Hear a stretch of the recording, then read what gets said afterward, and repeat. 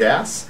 She was formerly in the Peace Corps in the last decade and now has started a company called Sukuvi. So Emily, welcome to the show, and we'd love to hear a little bit about your background and what plans you have in store for Sukuvi. So why don't you start, first give us a brief description of Sukuvi, and then we can go back in the past and find out how you evolved into that through the Peace Corps. Okay, thanks so much for having me. Sukuvi is a microloan program that provides small loans to students in Togo, where I was a Peace Corps volunteer, so that they can go to university. In Togo or in other countries? Just in Togo right now. We're mainly focused in the village where I was a volunteer, but we hope to expand that. And for any of our listeners who don't have a map handy or aren't familiar with their geography, Togo is right next to Ghana. Good for you.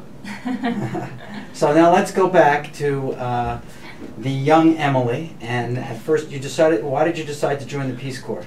You know, I was working in a corporate position, working in logistics in Chicago, living the city life, and had the BlackBerry, and was working really hard and doing well, but I just kind of thought, well, is this the next 40, 50 years of my life? Maybe I should try and do something different.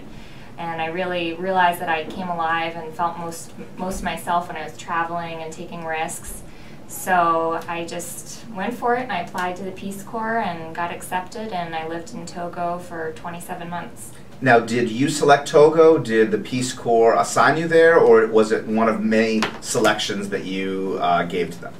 They pretty much assign you based on your background. So I took French in high school, and Togo is a French-speaking country, and I had business background, and they had a business program there. So they kind of pick for you based on where they think you'll do the best. And what was it about the experience in the Peace Corps in Togo that sort of changed your whole attitude or created your attitude?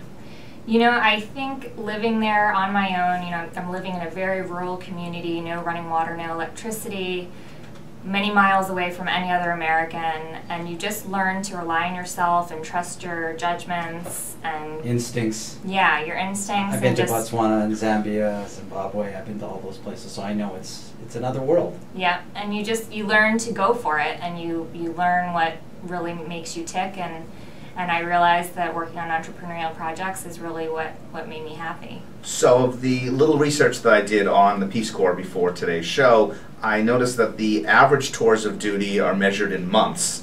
27 is a lot of months. Yes. What caused you to re-up and stay there for as long as you did?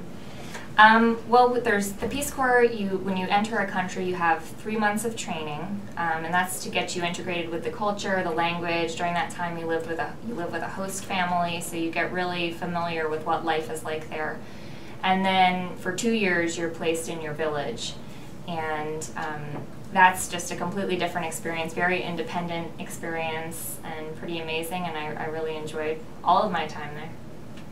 And so now, as Jeffrey suggested, help us sort of segue into Sukuvi and how the young Emily has now emerged into the founder of Sukuvi.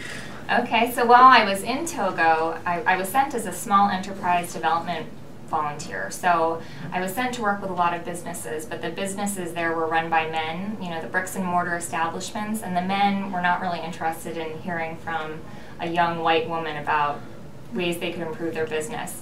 So I started working with a lot of the village women, and they run really small businesses, selling corn on the side of the road or rice and beans.